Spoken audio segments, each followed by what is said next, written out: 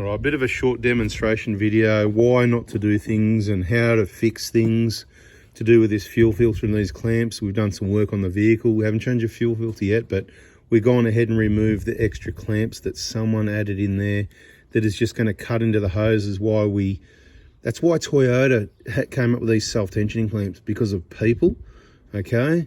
And I just want to show you some of the damage. That's why we've done it now. We put it back sort of how it's meant to be, but you can't always just do that because, I mean, you can see from the clamps, if you missed the other video, I mean, look at the hose, right? Look at it. I mean, you know, it might never leak, but are we going to risk it? So luckily there's all this spare hose. So what we're going to do, the next step is we remove the hoses, we cut off the damaged area, right? Hey, can you point out what's the most damaged area? What about underneath here is probably pretty bad as well. If they hit under there or what, you know, it's hard to see. It's a bit dark and blurry. But you know what? Both of them damaged. See hose clamps? They just over tighten, they cut into things. And lucky with these ones, they're not as bad with the heat and everything. The ones down near the engine, small hoses, smaller hoses are thinner. These tight clamps, hot, cold, and all the heat and the movement, the vibration from the diesel engine, and they will just spring a leak and it'll be unreliability, it'll be pain and suffering. So whatever you do, please, these are not high pressure. Just use the standard genuine clamps. There's nothing wrong with them. If you don't want it to be slippery when you put it on and you're worried it's all loose, wipe the excess fuel off the pipe, but don't worry about it. It'll dry itself up and it'll become all grippy. Like, see this, you know, this one doesn't spin, right?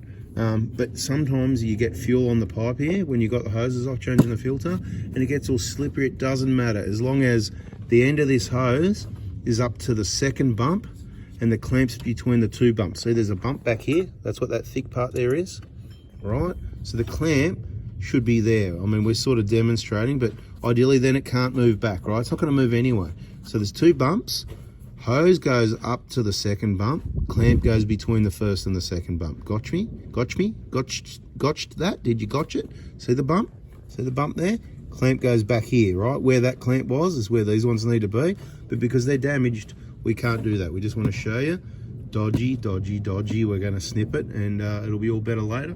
Maybe we'll just add that into the video. In my opinion, I don't use these anymore. We used to use them sometimes, but just the fact you know, the quality level seems to have gone down. I just like much higher quality, so we don't use these. You can use genuine Toyota, but they are expensive. Admittedly, they are expensive. Or you can use one of these Nitto brand if you can find those anywhere. See that highest quality, right? Let's have a look. Let's see what it says on it. Right? It looks really good quality, right?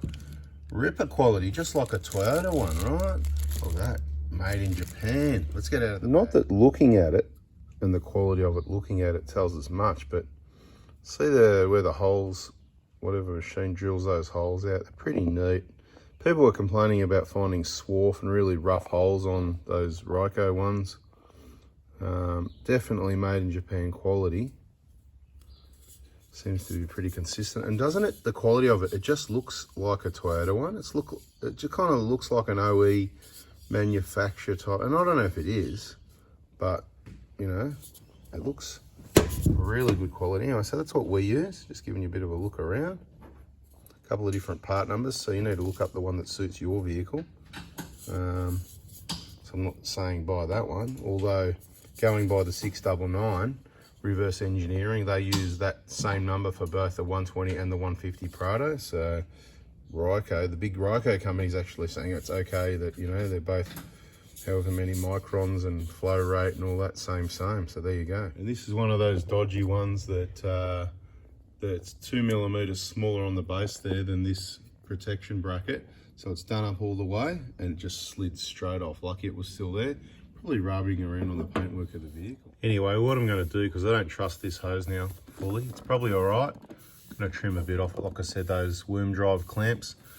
People put in the comments, oh, they're better than, well, you know, you can believe that if you like, but I'll agree with Toyota. For a long time now, they've moved to all these self-tensioning clamps all over the place. Some places they've got other types of clamps like this, but most of them self-tensioning, never have a problem. Other people have also said, single use only. No, well, they're not single use only unless you wreck them. So please use the Toyota clamps, not these old worm drive clamps, especially on a hose that's that small. In an area like that, down behind a hot manifold, that's going to get really soft, and that's probably the most high risk hose on a Toyota 1KD FTV. I just want the original genuine hose and the genuine clamp there, to be honest, but this could be an example of what might happen one day. Let's see.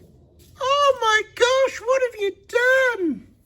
Look at those dirty worm drive, rip into the rubber hose clamps. Look at these dirty, damaged bits of hose. We don't want that on our Toyota. That's a bloody Holden Ford old school. I'm much happy with it looking like this. Now, at the end of the day, these hoses, they are molded a little bit bigger, so it makes this one tight. You technically don't even need a clamp now because, like I said, it's not a pressure situation. These self-tensioning clamps, all you need, hose comes up to that end bump, clamp sits just behind, happy days like that, right? Now, we've made a few adjustments with the hoses. These ones have a whole heap of extra. This one doesn't have much, and we've lost, you know, probably 30, 40 mil, but that's all right. See what I mean? That's how it sort of sits. You don't need any over-tightened worm drive clamps that are cutting into hoses. You need nice wide ones like this that spread the load, self-tensioning. Don't wreck them, or you will be replacing them. If you do, just get genuine. Don't cut corners and put those other ones and over-tighten them. Anyway, that's it, guys. That's a video there.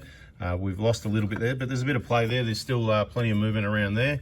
We can make a bit of adjustment at the clamps here and change it up, but happy days. That's how we make it more reliable, because yeah, there's a risk that those worm drive ones cutting into the hose could have caused a leak, especially if people continue to use them on and off each time. Thanks for watching. Hope you liked it. Catch you later. See ya.